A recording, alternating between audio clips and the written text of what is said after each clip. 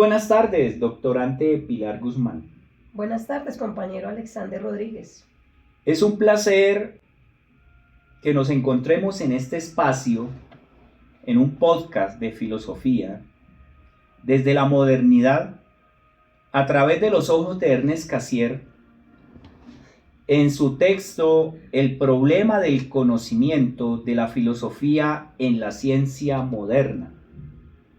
Es un espacio para reflexionar, para saludar a nuestros compañeros doctorantes, a la maestra Estela, y es una oportunidad para avanzar y crecer. De verdad que vale la pena ese encuentro, quiero brindar por ello.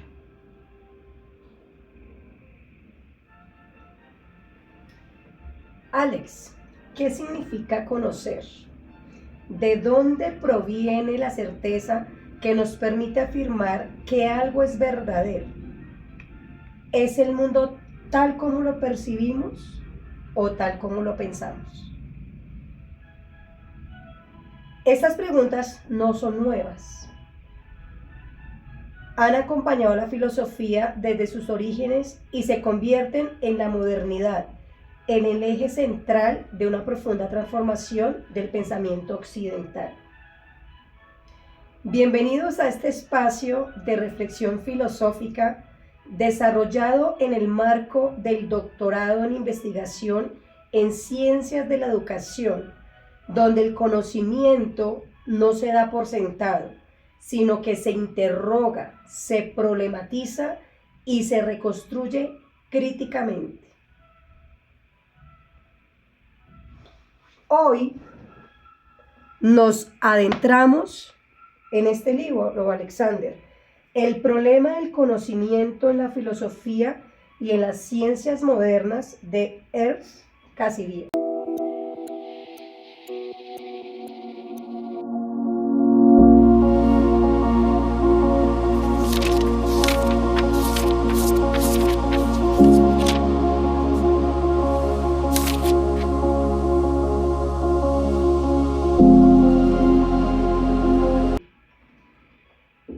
Interesante propuesta y muy seductora, por cierto. ¿Cómo decirle no a una mujer tan bella en donde me hace tan interesante invitación?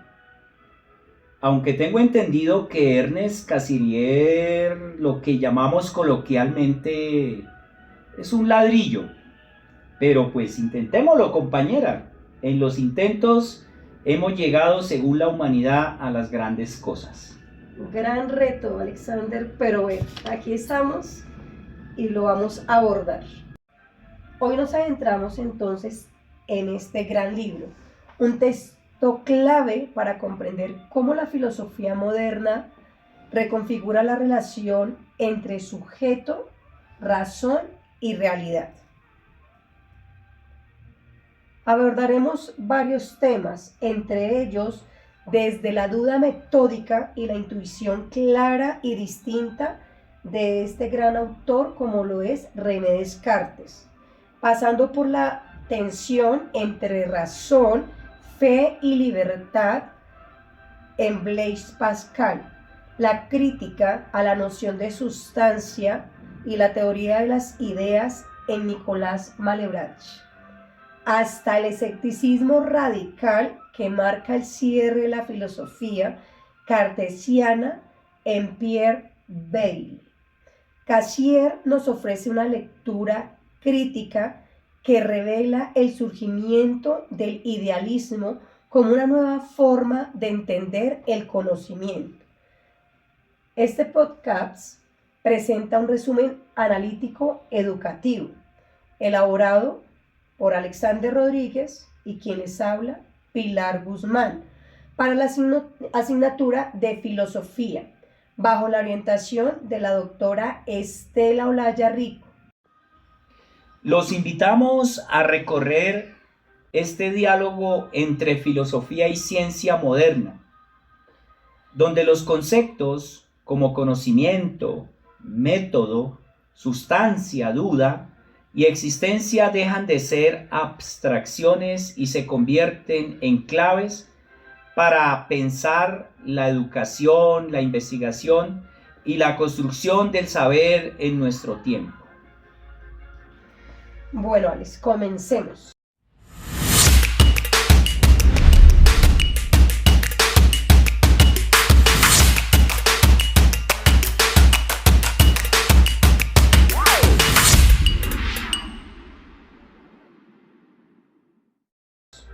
Los fundamentos del idealismo, Descartes, Pascal, Malebranche y Weil.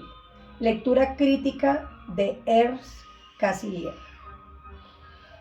En el libro tercero del texto El problema del conocimiento en la filosofía y en las ciencias modernas, del tomo 1, Ernst Cassirer propone los elementos del idealismo, iniciando con René Descartes, la unidad del conocimiento, la metafísica, el criterio de la percepción clara y distinta y el desarrollo de la filosofía cartesiana, pasando por Blaise Pascal, el fragmento del método en la geometría, el problema de la libertad, la lógica y la teoría de las categorías, presentando un pequeño apartado de la teoría de las ideas de Malebranche, la crítica del concepto sustancia, el idealismo de Malebranche y termina con el final de la filosofía cartesiana desde Weil. Para Cassirer, podríamos decir que existe un rasgo común que se encuentra en las múltiples corrientes del pensamiento que contribuyen a la formación de la filosofía. ¿Pero a qué filosofía? A la filosofía moderna. Ojo con ese concepto, es que todas ellas adoptan ante el concepto de la lógica profesado por la Edad Media, o sea, es un corte que se hace, si hablamos de las corrientes, compañera, en la repudiación de la dialéctica, en la recusación del silogismo como método fundamental del conocimiento, especialmente ese de Aristóteles, rancio, que por muchos siglos ha llegado a lo que llamamos la modernidad.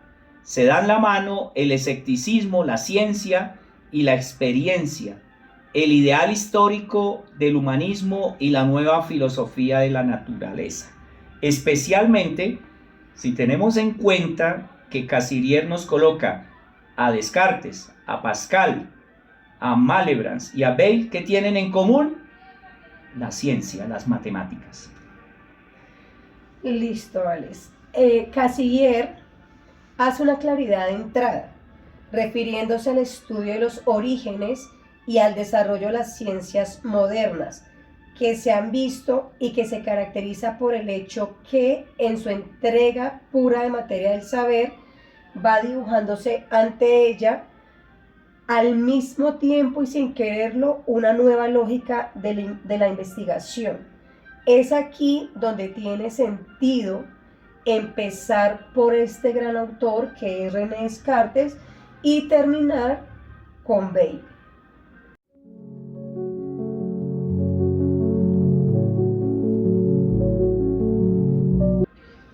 Pues entremos con Descartes, Pilar, porque se ha convertido en un mito y en un mito moderno, incluso en nuestros tiempos.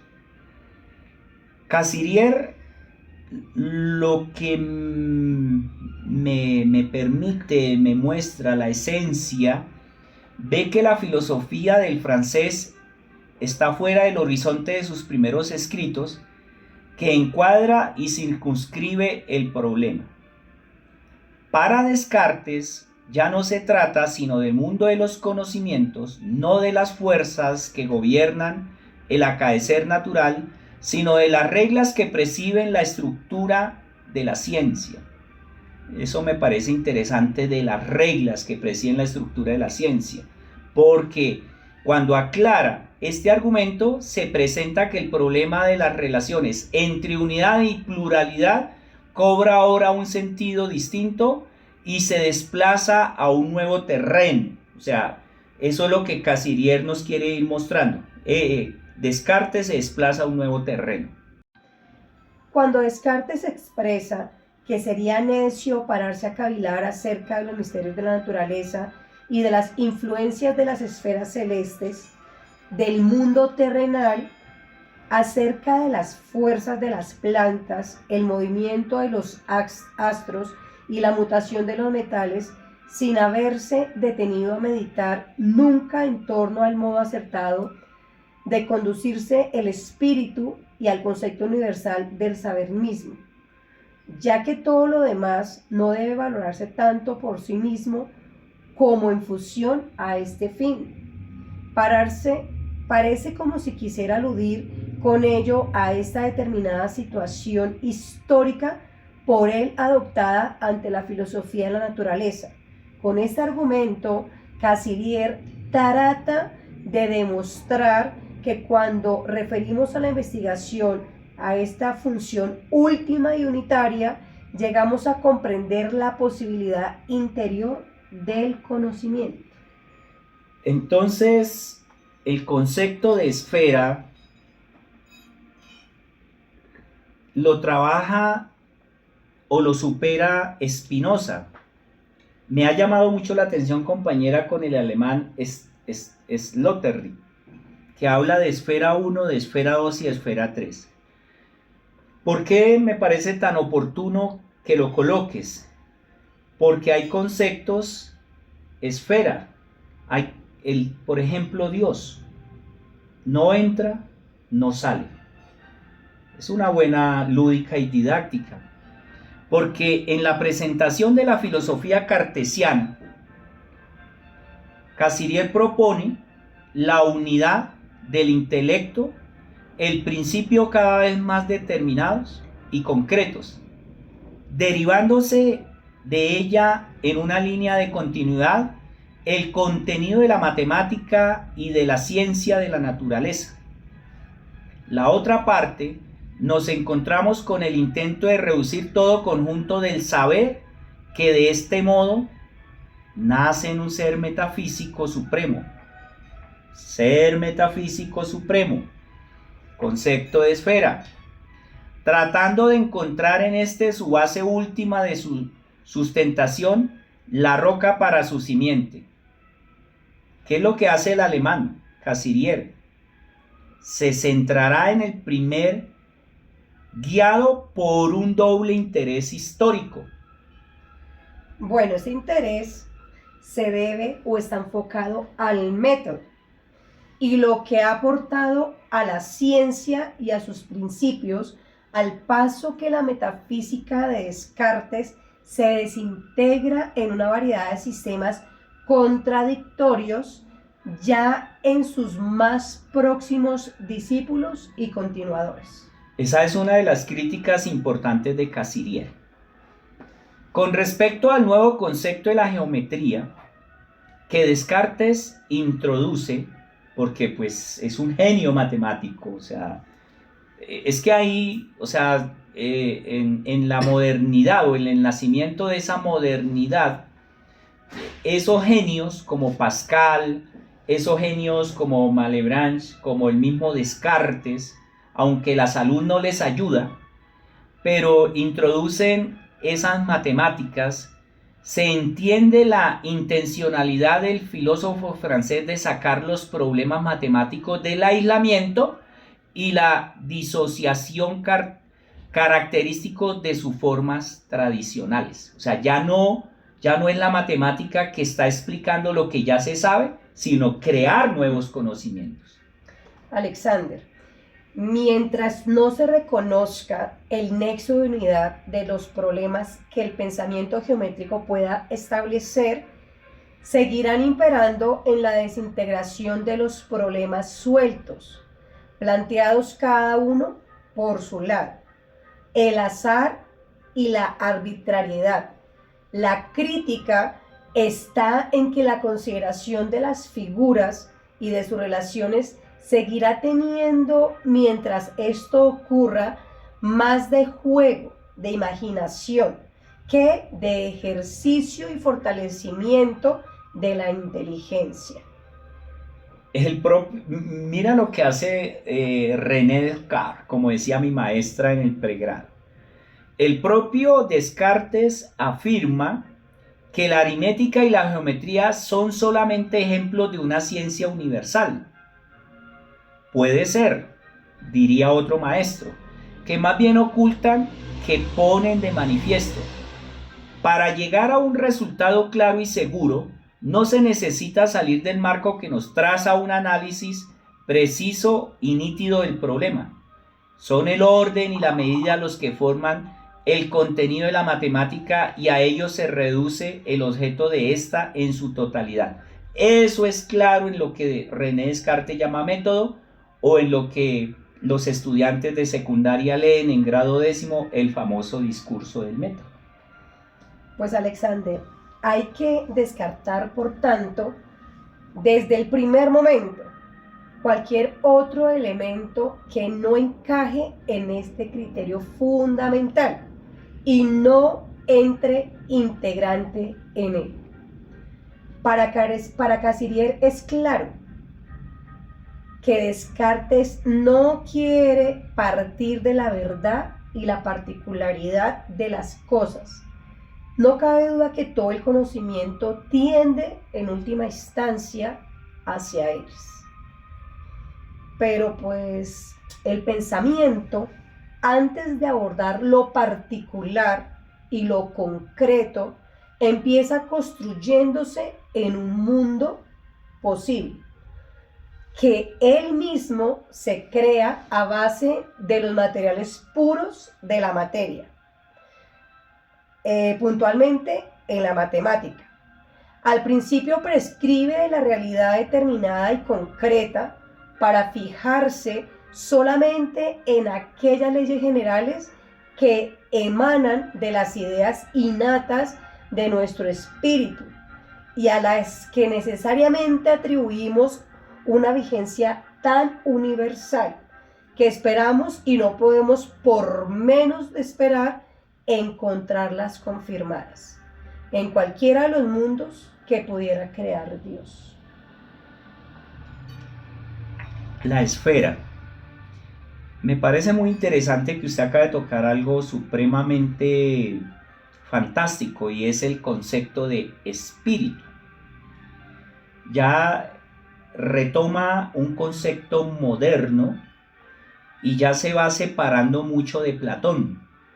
Y eso es interesante que los que van llegando, acercándose a la filosofía, entiendan que a partir de lo que se llama modernidad, ese concepto se va transformando, especialmente en unos gigantes como Hegel, en unos gigantes especialmente como el mismo Cassirer, que pues nos muestra que es bastante kantiano, pero el espíritu es algo que vale la pena dejarlo ahí.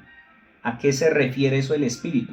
Porque en esta primera parte, fíjese, mi estimada Pilar, que parte de los fundamentos del idealismo en Descartes, Cassirer muestra cómo este autor revive una vez más el postulado metafísico de llegar y abarcar y agotar con el pensamiento de una vez para siempre toda la extensión del ser, que para nosotros, los que somos allegados a la filosofía, pareciera que ese concepto del ser es una esfera, porque no nos lo explican, porque no lo entendemos, porque a veces los maestros en la misma secundaria no somos capaces de enseñárselos a los niños cuando hablamos del ser.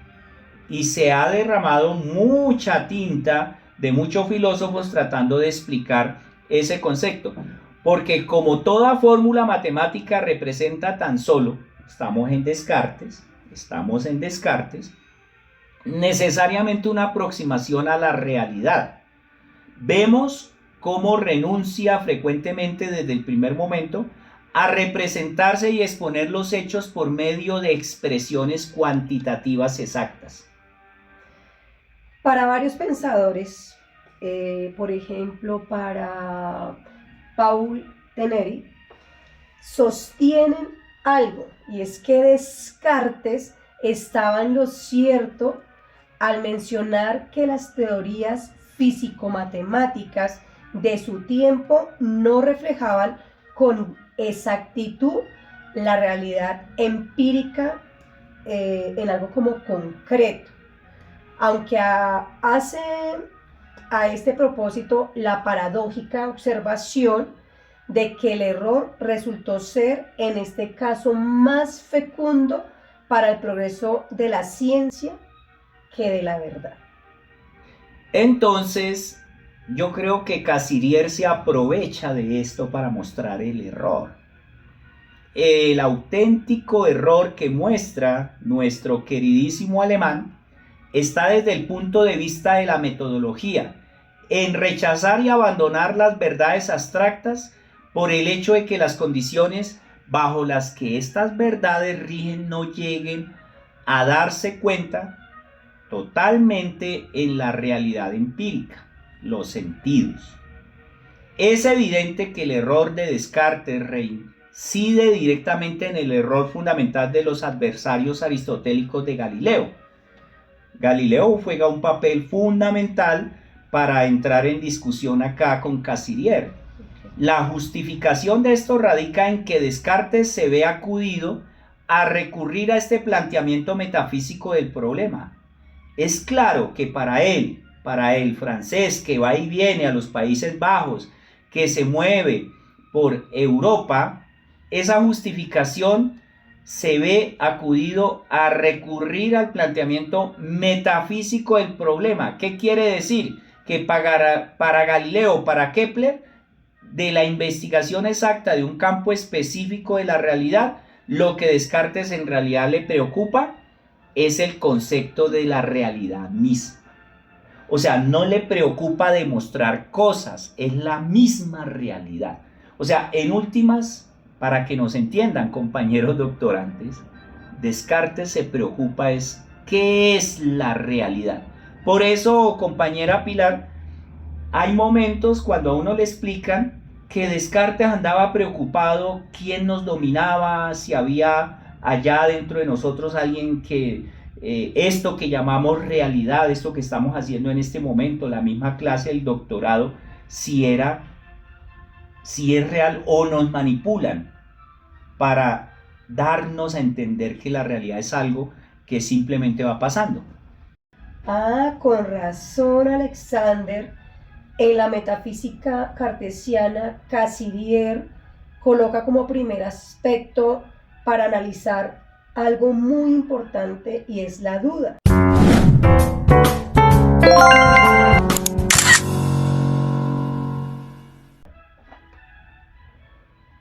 Poniéndose a sí mismo en tela de juicio cómo el conocimiento adquiere la primera e inquebrantable certeza de sí mismo.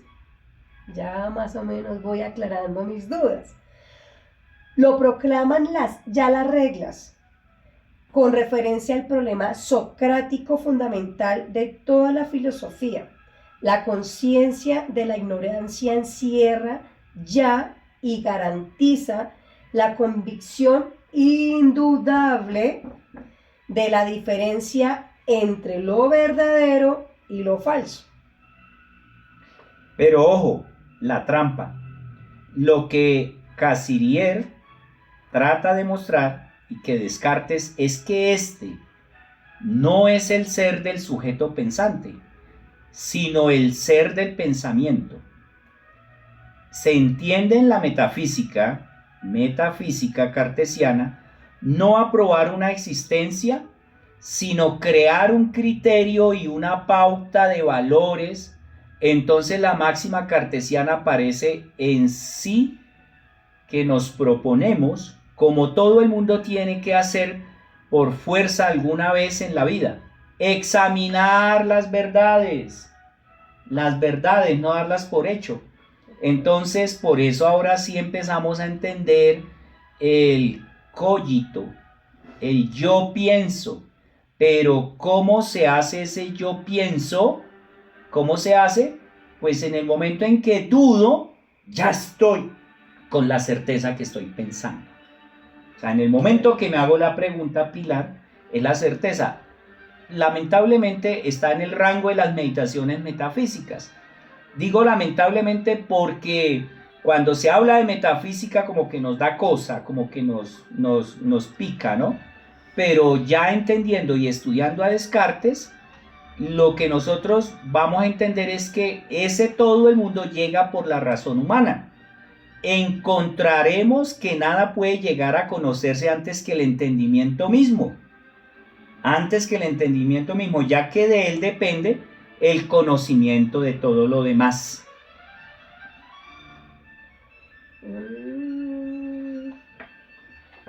Compañero, ahora todo más claro. Con razón entonces, para Descartes los sentidos retoma y sentencia que no nos dicen nunca nada, ni en lo positivo ni en lo negativo con relación al ser. No pueden errar ni ratificar el error, ya que carecen de toda pretensión que trascienda de las impresiones directas y momentáneas. La verdad y la falsedad entonces son predicados y puntos de vista que crea y aplica solamente el intelecto. Y ese intelecto, eso es lo que le da para que pues lo critiquen profundamente. O sea, como que es la grieta por donde entran a cuestionar y a criticar a profundidad pues todo su pensamiento filosófico. Es así como por pensamiento se podría entender en Descartes un conjunto de puras formas de conexión. Eso es muy interesante. Un sistema de principios y operaciones mediante las cuales transformamos los datos de las sensaciones para determinarlos de este modo como el verdadero ser. La unidad del intelecto de las que parten las reglas era sinónimo de unidad de la ciencia, solo ahora adquiere el cogito, el yo pienso, aquel sentido específico que lo enlaza con el ser de la sustancia individual, limitada y finita. Ojo con esa palabra, finitud. Su sentencia es implacable. Aquel yo que no es capaz de comprender el pensamiento de lo infinito como su producto propio, que solo alcanza a ver en él el eco y la huella de un poder superior. Es el yo empírico del individuo. Para justificar esta transición, Descartes se remite entonces al axioma de la casualidad, viendo en ella la fuente y el fundamento exclusivo de todo nuestro conocimiento, así sensible como suprasensible. Tal parece como si, en efecto, el desarrollo de su método abonase al derecho de este proceder.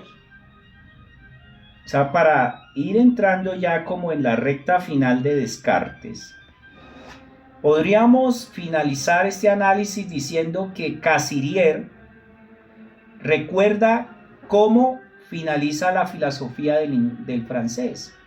Inicia con el problema de la vigencia y los límites de nuestro conocimiento. Termina con los problemas del alma y de Dios. O sea, en últimas, ahí es donde lo acusan de una metafísica profunda. Cassirer tal vez hace la crítica, Pili, es porque Cassirer le importa es otras cosas que Descartes en su tiempo no las trabajó, y es la cultura, los símbolos que de pronto más adelante podríamos explicar un poquito más. Listo, vale. Vamos a dejar un poco atrás a René Descartes para enfocarnos ahora con Pascal. Entonces te pregunto, ¿fue Pascal un verdadero cartesiano?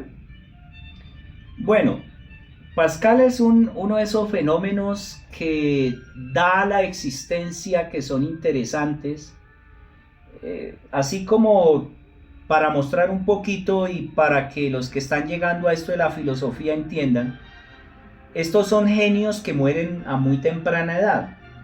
Pascal es muy enfermo.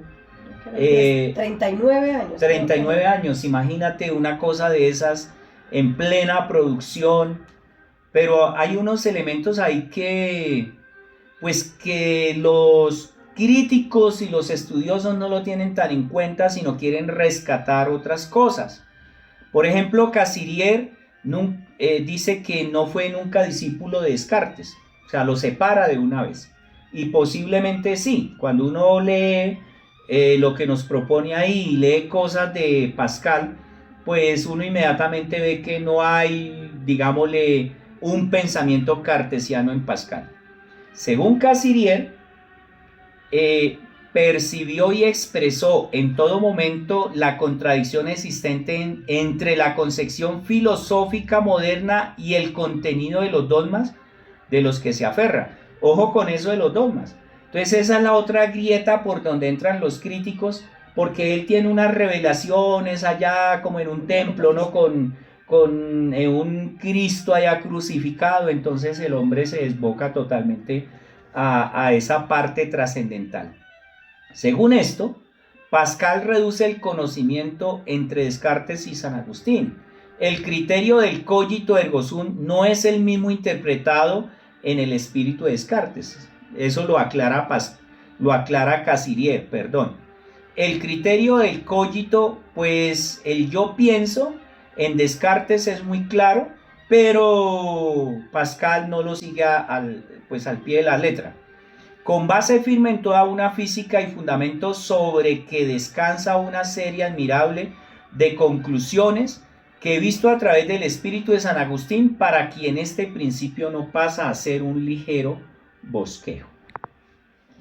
Listo, Alexander. Por otro lado, cuando nos acercamos un poco más a Pascal, este autor nos muestra un fragmento de un ensayo sobre el vacío. Es aquí donde se puede ver trazada la división entre la investigación teológica e histórica, obligada a apoyarse en la tradición y por tanto en la autoridad y el método de la ciencia y de la experiencia. El verdadero interés entonces para Cassirer está en mostrar la meta del genio francés, el auténtico saber. Solo puede consistir en no hacer uso de ningún contenido que no hayamos comprendido previamente en su estructura y cohesión lógica, derivándolo de los primeros fundamentos y condiciones del pensamiento. Entonces, atendiéndonos en ese análisis que usted acaba de hacer, por cierto, bastante claro de Pascal, sometemos al objeto problemático que se trata al campo de acción del entendimiento y lo haremos totalmente asequible a los medios propios de este. Es importante que para Pascal el auténtico método no puede tolerar, por tanto, ningún concepto que no haya definido previamente por su cuenta, ningún principio que no se derive de estas definiciones originarias y no se demuestre a base de cada una o pues de ella. Dando pues como sentido entonces a lo que venimos hablando, Alexander, ¿qué evidencia quiere mostrar entonces Cassirer? Pues más que una evidencia, Cassirer nos llama a un diálogo y a una mirada. Como evidencia que quiere mostrar es que mientras para Descartes el pensamiento era el único hecho fundamental que poseía la certeza de sí mismo y que permitía a que él escapara a la duda teórica universal, la duda, para Pascal se convierte ahora en el centro moral del individuo. Recuerde la revelación, entonces ya la parte ética, ya Pascal, ahí se ve los dos caminos, ahí se ven los dos caminos. En el hecho que opone una barrera y una resistencia al pesimismo ético del hombre. Esto es un juego dialéctico interesante. Esto quiere decir que para Pascal el conocimiento de las cosas exteriores jamás se consolará de mi ignorancia de la moral. En momentos de angustia, en cambio, el conocimiento moral se consolará siempre de mi ignorancia a las cosas de fuera. Ahí está claro y contundente.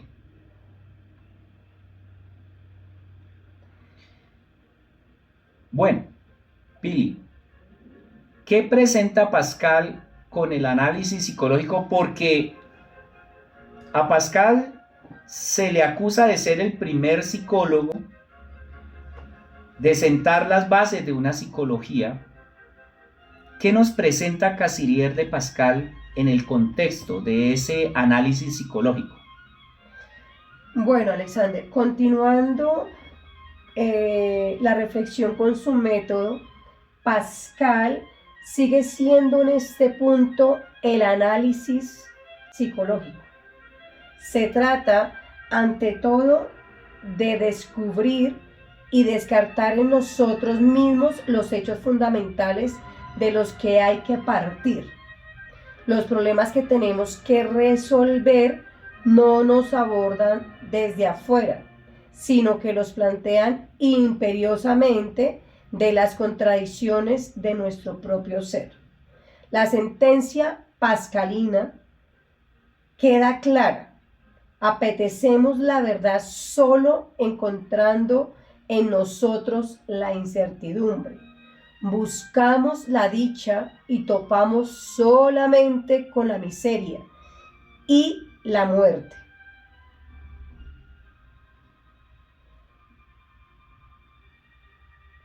Entonces no aceptamos renunciar a la verdad y a la dicha, ni sabemos tampoco encontrar la certeza y la aventura. Alice, entonces, por favor, explícame cuál sería la paradoja, pues según este autor Pascal. Interesante la paradoja de este francés, y es de la metódica de Pascal, la contradicción entre resultado y método por el que él se llega, se manifiesta aquí en toda su claridad. Lo comprensible se erige en la premisa y condición última y necesaria de toda comprensión. El misterio constituye la única hipótesis válida que nos explica y aclara los fenómenos de nuestra vida interior. ¿Qué es lo que a él le va a interesar? Pues ya vemos toda la transformación, lo genio que es, y por eso de él quieren rescatar pues el Pascal matemático, el Pascal físico, pero ya el de estas grandes reflexiones pues lo quieren dejar más a un lado. Lo interesante aquí, y para los compañeros de filosofía que están en el curso con nosotros, Pili, es que al quien le guste esta parte de la reflexión humana, se puede acercar al Dios de Leibniz, que es un Dios interesante y es una ética interesante. No quién tiene influencia sobre quién, sino es como un llamado a que el ser humano conozca caminos y rutas para llegar, comillas, a Dios. Listo, Alexander. Entonces nos hemos dado cuenta que en este capítulo hemos abordado a René Descartes, a Pascal. Entonces ahora vamos a dar continuidad a otro autor muy importante que es Malebranche. Desde este autor me surge entonces una pregunta.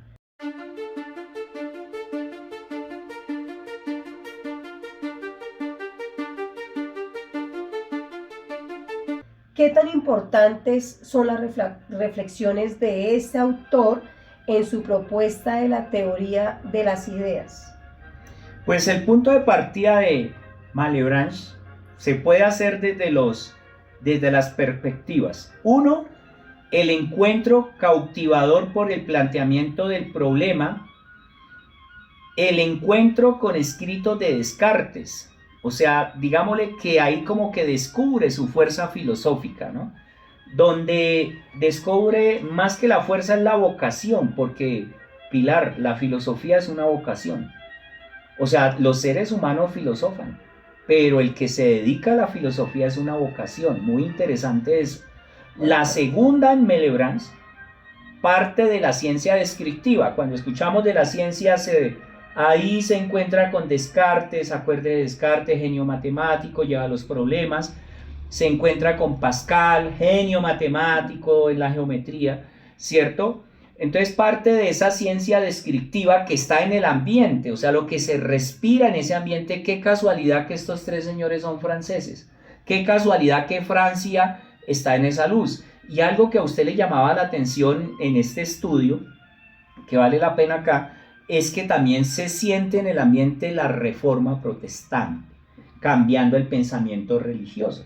Entonces, qué casualidad que ellos tienen en la espalda ese peso, les respiran, los persiguen, los vigilan, ¿no? Y les cobran. Y les cobran, claro. Tanto que mire dónde muere Descartes, o sea, y por qué es que realmente se la pasa viajando allá a los Países Bajos, y la relación con la reina esta de Bohemia, bueno, y todo lo que él intenta defender, y incluso lo acusan de escribir las meditaciones metafísicas para defenderse, y que no, la iglesia no le haga el daño que pues lo tiene amenazado. Entonces, en esa ciencia descriptiva de la naturaleza, principalmente de la fisiología, y como rama de la ciencia indisolublemente unida, ojo con eso, de la psicología fisiológica. Es aquí donde radica la significación y la verdadera originalidad histórica de este pensador. O sea, fíjense que en Pascal, toda esa parte mística, y en este señor Malebrans, en esa parte de la originalidad histórica del pensador. Es interesante cómo Cassirer afirma que Melebrán es considerado en la filosofía moderna como el primer gran psicólogo. ¿Se acuerda que algunas bases las había sentado Pascal? Pues este señor es considerado a rajatabla, que digámosle como el precursor, el sembrador, el que abre la ruta, la trocha, el camino de la psicología. Este señalamiento se debe quizá a que en un primer momento se dedica a reflexionar las ilusiones y los sentidos y las fantasmagorías de la imaginación. Eso no lo había hecho nadie. Para poder comprender lo que es el saber en cuanto a su contenido y a sus condiciones previas y objetivas, hay que descubrir y eliminar las causas psicológicas del error. Mira qué interesante, Pili. Bueno, algo también interesante de este autor francés es cuando parte del postulado de que la ciencia general es simplemente aplicaciones concretas, todos los conocimientos especiales. Por ejemplo, la ciencia, la filosofía, entre otras. También él refiere especialmente las ciencias de la naturaleza que llegan a resultados exactos, como la mecánica y la astronomía, a la geometría universal como a su condición suficiente y necesaria. Todas las verdades especulativas verán simplemente sobre las relaciones entre las cosas y en un plano superior, sobre las relaciones entre las relaciones. Claro, porque esto le da pie para que Cassirer, como critica a Descartes, como raja de Pascal, pues lo mismo lo hace con Malebrans. Porque la teoría del conocimiento para el alemán, el francés no posee ningún medio que le permita explicar y comprender el continuo devenir. Ese devenir que viene, ese concepto filosófico que se viene trabajando desde los griegos. El tránsito de un estado a otro. Para explicar el nuevo estado, se ve obligado a recurrir al nuevo ser. Ahí está la crítica. Con el espíritu neocantiano, porque pues para nadie es un secreto que Casirier-Pili pues es kantiano, se le sale por los poros. La crítica se hace más profunda principalmente en sus obras históricas como El problema del conocimiento. Casirier se centra en cómo el ocasionalismo transforma el pensamiento racional en sí misma, mística y teología, que a ojos del alemán traiciona el espíritu de la ciencia moderna.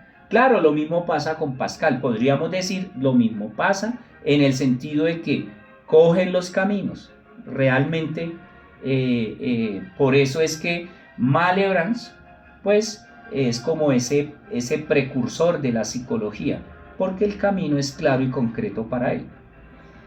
Algo que también es interesante ahí, Alexander, es una crítica que hace Casirier a Malebranche. Entonces, él retira al entendimiento humano su capacidad activa de producir conocimiento. Al postular la visión de Dios, afirma que no conocemos las cosas por nosotros mismos, sino que vemos las ideas en la mente divina. Para Casirier, esto es un retroceso hacia una metafísica dogmática que anula la autonomía de la razón humana que Descartes había intentado establecer. Bueno, yo sé que estamos haciendo un recorrido por esos autores y aquí vamos a entender o a hablar un poco ahora de Weil.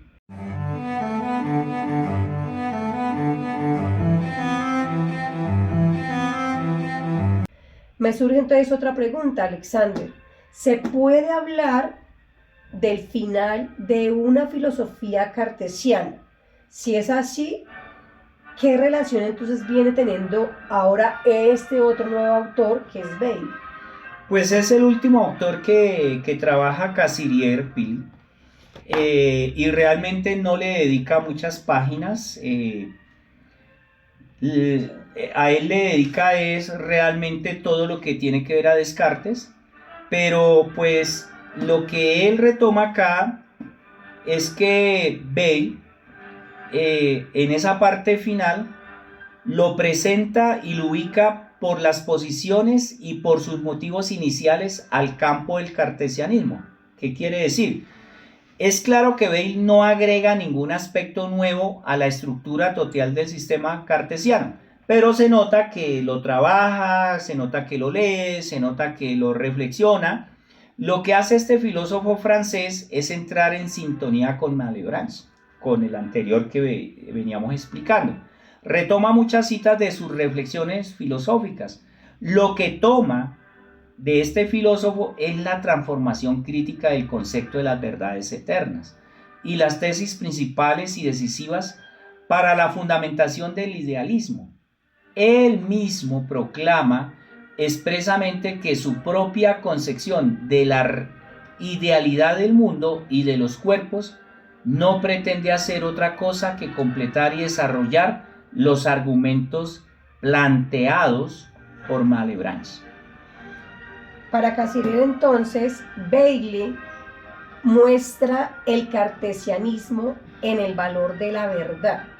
El filósofo lo percibe con características y consideraciones puramente racionales, mientras que por otro lado el escepticismo para él de la afirmación y la profundización de las facultades de la razón, la luz natural o los principios generales de nuestro conocimiento son la suprema instancia ante la que debe alegar sus títulos todo testimonio de la tradición y principalmente toda interpretación de la Sagrada Escritura. Entonces, ¿sí ve cómo se parecen? Malebranche, Pascal, Weil.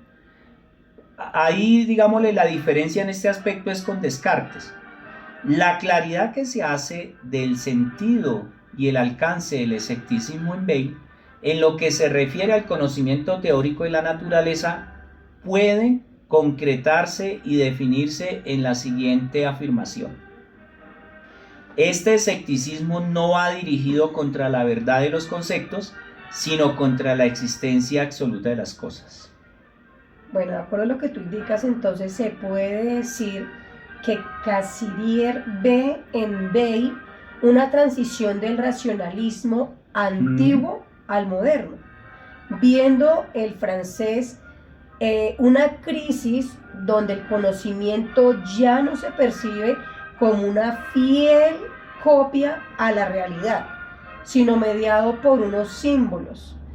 Es aquí donde sale de nuevo la influencia de Kant en el pensador alemán, mostrando que en Weil hay un dualismo ingenuo y propone que es el hombre ese animal simbólico que media constantemente entre el mundo y en sí mismo a través de formas simbólicas, no con una separación, sino como un proceso cultural donde el sentido y el significado son tan reales como los hechos mismos, distanciándose de las visiones simplistas y de la mera razón cartesiana.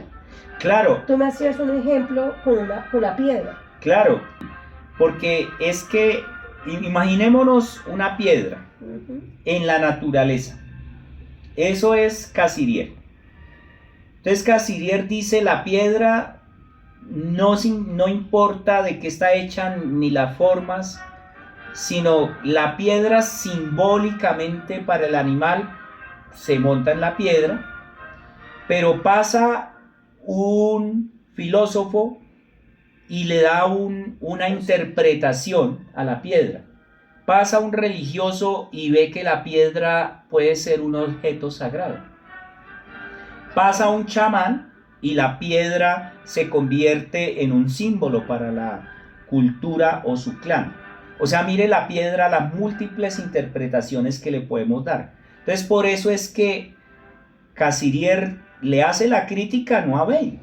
Esta crítica es para Descartes, para Pascal, para Malebranche, para el mismo Weil, porque nosotros somos simbólicos. Mira todo lo que manejamos en este podcast, los símbolos que mostramos y los símbolos que tenemos alrededor. Esos símbolos lo hace la cultura, que ni Descartes, ni Pascal, ni todos estos señores llamados padres de la modernidad lo tienen en cuenta.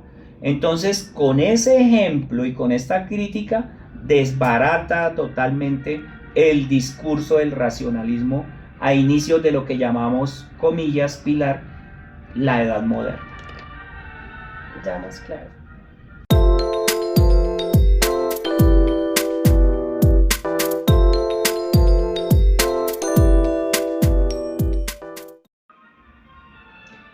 Bueno, y así llegamos a esta parte del cierre de nuestro podcast. Invitado especial Chipolo, la mascota de la casa. Invitado especial porque estratégicamente o didácticamente podemos decir que Descartes, Pascal, Malebranche, Weil, pues se preocupan por ese racionalismo, por el método, por la ciencia, y mientras que la vida de Chipolo es más tranquila y más sencilla, ¿no? Más pausada. ¿Por qué no preguntarnos si envidiamos la vida del gato o el gato envidia la vida de nosotros, comillas, los racionales? Los que nos hacemos esas preguntas tan profundas, Pili. Entonces, agradecerle el espacio que se nos da a los que vean este podcast y a las personas que nos ayudaron, como Laura Camila también, que nos ayuda en la parte técnica, que no es fácil para nosotros incursionar en esto, ¿no? Desde mi punto de vista también, Alexander, quiero agradecerte porque pues no soy tan hábil en este tema de la filosofía, pero gracias a ti puedo decir que aprendí, y espero, compañeros, que ustedes también puedan llegar a este podcast y a otros textos de la filosofía. No tengamos miedo a este acercamiento porque finalmente enamora. Las barreras son mentales. Gracias. Gracias, compañeros.